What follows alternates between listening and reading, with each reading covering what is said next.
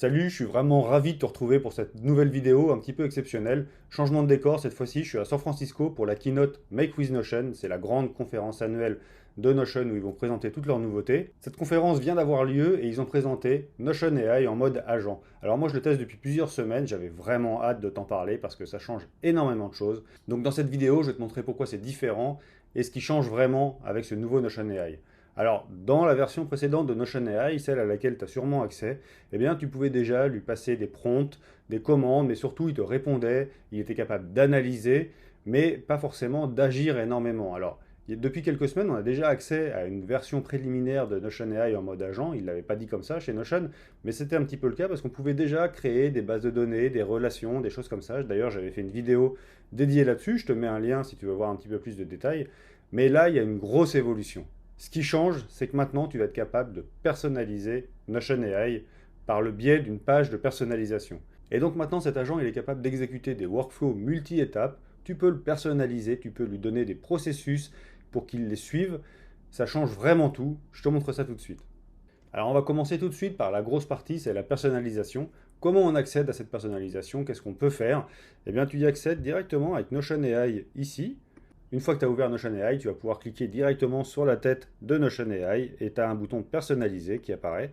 Et donc là, tu vas être capable de lui donner le nom que tu veux. Donc là, tu peux faire preuve de créativité. Dis-moi en commentaire quel nom tu lui as donné. J'ai hâte de voir ça. En général, ça sort des idées hyper créatives. Et puis surtout, ce qu'on va pouvoir faire, c'est personnaliser l'expérience de Notion AI. Alors tu vas pouvoir cliquer ici sur modifier le profil éventuellement et tu vas pouvoir définir différents profils qui sont proposés par Notion ou bien créer ton propre profil ou utiliser une page de personnalisation. Et donc en cliquant ici, eh ben, tu vas pouvoir accéder à une nouvelle page de personnalisation. Moi j'ai déjà fait la mienne et je vais te montrer ce que ça donne.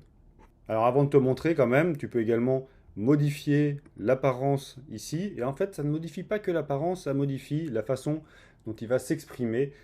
Par exemple ici, là, si je lui mets un crayon, et bien maintenant, il va être capable de me dire que dessinons-nous en premier, alors que moi j'avais utilisé la baguette magique, et que donc là, il y a quel tour de magie allons-nous faire. Donc voilà, c'est des petites personnalisations comme ça. Ils ont déjà annoncé que ça allait grossir au fur et à mesure du temps. Et donc je reviens ici, et je te présente ma page de personnalisation. Donc pour savoir que c'est la page de personnalisation, parce qu'en fait c'est une page Notion comme une autre, eh bien Notion te précise ici que ça correspond à la page de profil de ton IA de Notion. Donc moi je l'ai appelé Nemo et je lui précise qu'il doit toujours respecter les instructions de cette page, qu'à chaque fois que je lui donne des commentaires explicites, il doit être capable de mettre à jour la section notes afin qu'elle reflète cette préférence et donc il peut mettre à jour automatiquement cette page en fonction de l'évolution de ce que je lui demande. Donc là, évidemment, tu fais tout ce que tu veux dans cette page de profil. Moi, je te montre ma structure. D'abord, je lui ai expliqué qui j'étais, donc je lui précise une petite section à propos de moi. Donc ensuite, je lui donne accès à une page qui s'appelle Ma personnalité, qui est ailleurs dans mon Notion, dans laquelle je raconte un petit peu mon passé, quels sont mes objectifs, ma façon de voir les choses, et donc ça lui permet d'avoir un contexte beaucoup plus global. Et puis ensuite, je lui détermine quelle est ma cible, les différents produits et services que je propose, la création de systèmes Notion sur mesure, des templates Notion, les déjeuners Notion, mais aussi de l'automatisation sur mesure, de la maintenance d'automatisation et aussi des formations personnalisées, que ce soit sur Notion ou sur Make. Je lui précise également comment je communique avec ma cible, sur YouTube, sur LinkedIn, par newsletter, emailing, les différents sites web que je peux avoir, quelle est ma méthode de travail. Et ensuite, on arrive dans la partie qui me permet de définir comment il doit fonctionner, comment il doit se comporter avec moi. Donc là, je lui précise que moi, je préfère qu'il utilise le moins possible d'emoji, qu'il soit bref, concis, efficace, qu'il mâche pas ses mots. L'objectif n'est pas de me faire plaisir, mais de m'aider.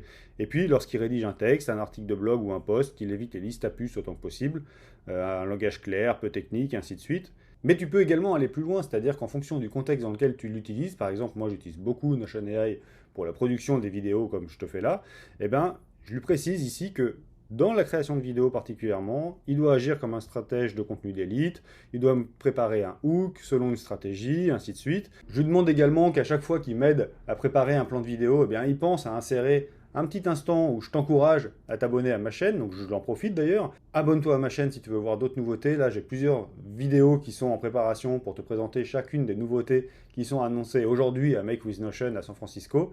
Donc abonne-toi, partage la vidéo, like la vidéo, ça m'aide beaucoup à remonter dans l'algorithme de YouTube.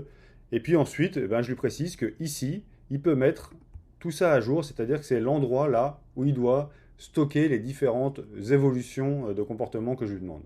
Donc tu as vu, on peut faire énormément de choses. Là, tu peux vraiment être hyper créatif. Tu peux reprendre la structure également que je t'ai présentée. Mais en tout cas, tu peux lui donner beaucoup de contexte. Et en fait, il n'y a plus besoin de lui préciser d'utiliser cette page-là. C'est la version par défaut. Il utilise ça tout le temps. Et donc, il te connaît mieux que personne. Alors, qu'est-ce que ça change au quotidien? Eh ben, je vais te montrer tout de suite. Je vais rester toujours dans quelque chose de simple qui parle au plus grand nombre, de la gestion de tâches, projet et puis tâches. Donc, on va lui demander de créer une base de données de projet et une base de données de tâches. Donc là, on va déjà être dans un workflow multi-étapes. Insère dans cette page une base de données de projet et une base de données de tâches. Chaque tâche peut être liée à un projet. Donc on va le laisser travailler. Donc là, tu vois qu'il a créé une relation vers projet dans les tâches. Alors évidemment, il me propose d'ajouter beaucoup plus de propriétés. Donc je vais lui demander, oui, ajoute-les. Donc tu vois, il t'accompagne comme ça. Donc ça, c'est quelque chose qui était déjà disponible depuis quelques semaines. On va le laisser aller au bout. Et puis je vais te montrer surtout ce qui change après. Voilà, il a ajouté différentes propriétés ici, un peu partout. Il me propose d'ajouter des vues. Pour le moment, je vais lui dire de s'arrêter là. Mais ce qui change maintenant, c'est qu'on va pouvoir créer également des processus. Donc là, je vais me mettre volontairement dans cette page-là, mais les processus, tu peux les créer n'importe où. Donc je vais créer une nouvelle page, et puis je vais lui dire processus de nouveau projet. Et par exemple, là, pareil, on va rester simple, mais tu peux aller vraiment très loin dans la rédaction de processus. Je vais lui dire, pour chaque nouveau projet, insère les tâches suivantes. Voilà, j'ai fini de rédiger le processus, donc je lui précise que pour chaque nouveau projet, il doit créer une tâche consultation du cahier des charges qui devra être le jour J, mais il ne sait pas encore quel sera le jour J. Il y a un audit qui dure 3 jours et qui est à J+2, production J+6 pendant 12 jours, et ainsi de suite. Donc tu vois, je détermine quel est mon processus général dès lors que j'ai un nouveau projet. Donc je retourne dans ma page, et puis ici, je vais créer un nouveau projet qui va s'appeler Système Notion sur mesure pour Acme. Je vais l'ouvrir, tu vois que ici j'ai absolument rien renseigné et je vais lui demander d'appliquer le processus de nouveau projet. Et là, je laisse bosser. Donc là, il est en train de rechercher le processus, de le comprendre. Il consulte les différentes bases de données liées. Et il me pose quelques questions. Tu te rappelles que je lui avais précisé dans la page de personnalisation qu'il pouvait me poser des questions. Et donc là, je vais pouvoir lui dire « Oui, c'est bien ce projet-là ». Et il commence dès aujourd'hui.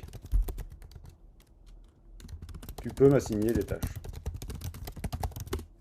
Évidemment, dans ton processus, tu peux dire cette tâche-là, elle est forcément assignée à telle personne, celle-là à telle autre personne, celle-ci doit être avant celle-ci, et ainsi de suite. Tu peux, là, j'ai fait un processus très simple, mais tu peux aller bien plus loin.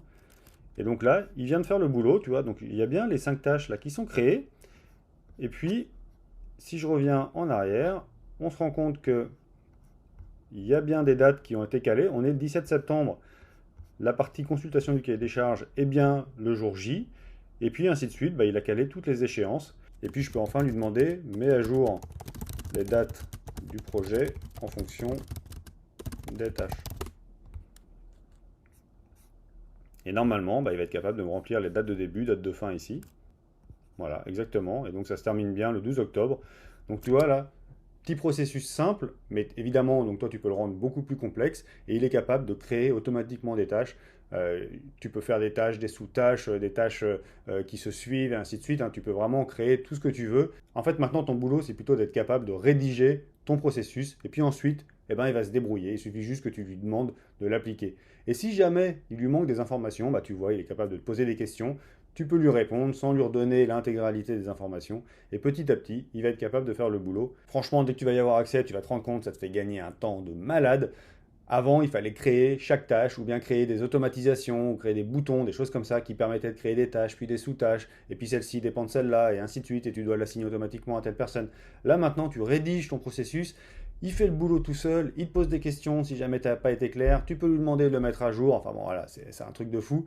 Ça te fait gagner des heures chaque jour. Mais c'est pas tout parce que, je t'ai dit, il doit être capable également de se mettre à jour tout seul. Là, par exemple, c'est dommage qu'il me demande quel est le jour de démarrage du projet. On pourrait partir du principe qu'à partir du moment où je lui demande de le faire, c'est qu'a priori, c'est aujourd'hui. C'est pas tout le temps le cas en réalité, mais Là, on va faire cet exemple-là pour que tu comprennes. Donc je vais lui dire, garde en mémoire qu'à chaque fois que tu dois appliquer ce processus, le démarrage du projet est à la date où je te fais cette demande. Et on va voir où est-ce qu'il note ça.